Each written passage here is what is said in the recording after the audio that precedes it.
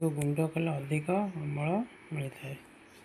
विभिन्न उपकरण यथा लंगल कोदाल और कल्टीवेटर द्वारा यही कार्य कर माटी को आम गुंड कर लंगल द्वारा कर कोदाल द्वारा कर कल्टीवेटर द्वारा कर। प्रथम कौन आसना ना लंगल।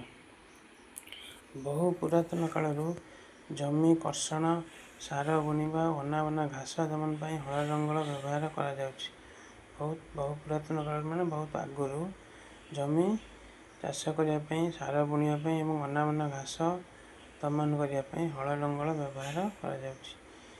उपकरण काठर तैयारी जो लंगलटा कौन तैयारी ना काठर तैयारी एवं दुईटी बलद दीटा बलद था घोड़ा बा ओट कि मईजी या टाणती दीटा रखी ए त्रिभुजाकृति एक लुहा प्लेट थाए त्रिभुजाकार गोटे लुहा प्लेट थाए जहाँ को लंगल मुंडा कहुए। तो कौन कहुए ना लंगल मुंडा। लंगलर लंबा अंशटी को ईश कहुए। लंगलर गोटे लंबा अंश थाए ईश कहुए और हाथ धरी अंश को कंटी कहुए। हाथ में जो अंशटा धरता कौन कहुए ना कंटी। ईशर अन्य प्रांतटी जुआली सहित दौड़ी द्वारा संयुक्त होता है। ईशर अन्य प्रांतटी कौन होता है ना दौड़ी द्वारा संयुक्त होता है। यह जड़े लोक हले बलद साहाय्य चलाई कौन करता ना जड़े लोक हले बलद साहाय्य चलाई थाए। बर्तमान काठ लंगल परिवर्ते लुहा लंगल बहुल व्यवहार हो। बर्तमान कहूँ ना काठ लंगल परिवर्ते लुहा लंगल बेसी व्यवहार हो। देख यहाँ को कौन करते हैं ना लोक हाथ में धरी था कंटी कहुए। ये जो लंबा काठटा यहाँ ईश यहाँ हूँ कौन ना लंगल फाड़।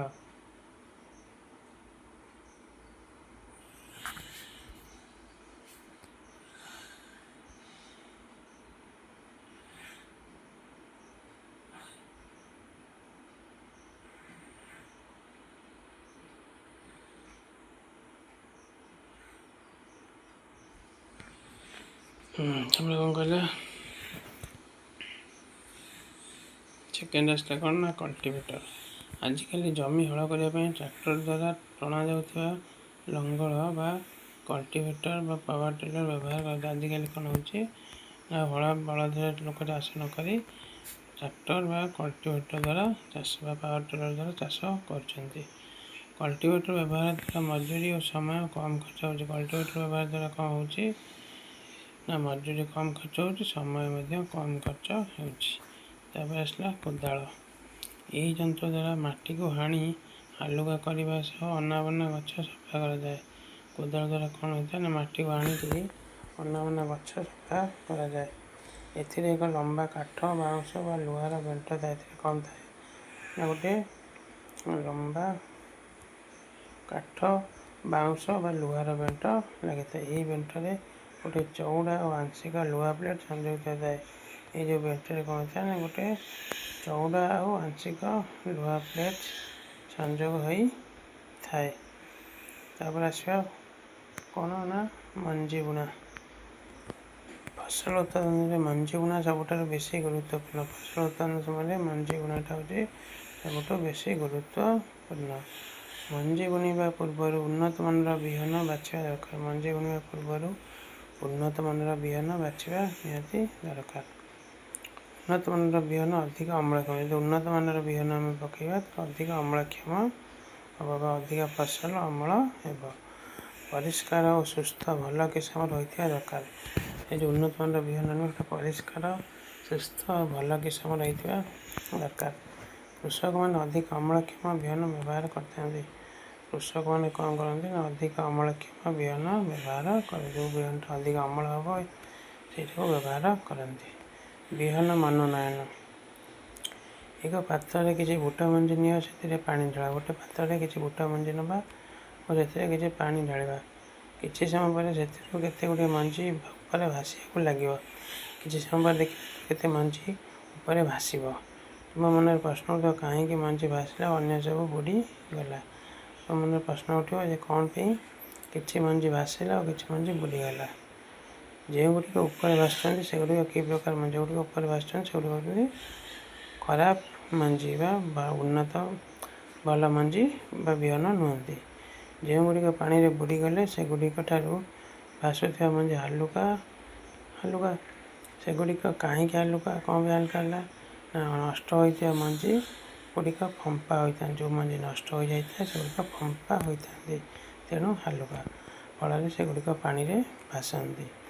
ନଷ୍ଟ ହୋଇଥିବା ବିହନଠାରୁ ଭଲ ବିହନ ଅଲଗା କରିବା ପାଇଁ ପାଣିରେ ଭସା ପଦ୍ଧତିକୁ ଏକ ଉତ୍କୃଷ୍ଟ ସମୟ। ଯେଉଁ ବିହନ ନଷ୍ଟ ହୋଇଥାଏ ତାକୁ ଭଲ ବିହନଠାରୁ ଅଲଗା କରିବା ପାଇଁ ଏ ପାଣିରେ ଭାସିବା ପଦ୍ଧତି ଗୋଟେ ଭଲ ଉପାୟ। ମଞ୍ଜି ବୁଣିବା ପୂର୍ବରୁ ମଞ୍ଜି ବୁଣା ଯନ୍ତ୍ର ବିଷୟରେ ଜାଣିବା ଏକାନ୍ତ ଆବଶ୍ୟକ। ମଞ୍ଜି ବୁଣିବା ପୂର୍ବରୁ ମଞ୍ଜି ବୁଣା ଯନ୍ତ୍ର ବିଷୟରେ ଜାଣିବା ଏକାନ୍ତ ଆବଶ୍ୟକ ବା ନିହାତି ଦରକାର। ତାପରେ କ'ଣ ଆସିଲା ନା ପାରମ୍ପରିକ ଯନ୍ତ୍ର।